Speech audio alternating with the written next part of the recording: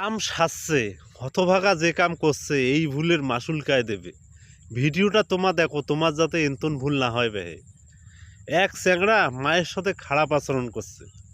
এখন যখন খারাপ আচরণ করছে তখন এর মাও কি করছে জানেন, গোসা হয়ে বাপের বাড়ি চলে গেছে। মানে এই চ্যাংড়া যে নানার বাড়ি এসে চলে গেছে। এখন এই চ্যাংড়া করে ভাই না ছোটো মোটো ব্যবসা। এখন ব্যবসা করে, এখন ব্যবসা বাণিজ্য অধপতনা শিখেছে।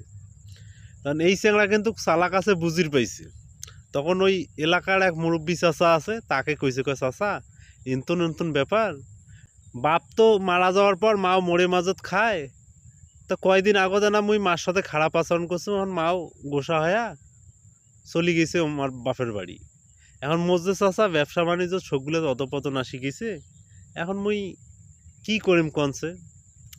তখন এলা কয়েছে, কয় বাবা আরে বাপ মাও কি জিনিস তোমরাগুলো এই যুগে ছাওয়া বোঝেনে না রে, বাপ মার সাথে খারাপ আচরণ করেন।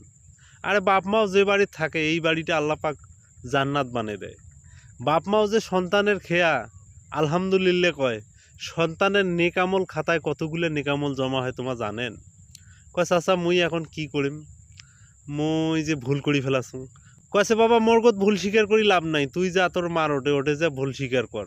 আর ভুল স্বীকার করতে দ্বিধা করিস না, মনে থুস বাপ মার গোত যে সন্তান ছোট হয়, আল্লাহর গোত সেই সন্তান বড় মানুষ হয়।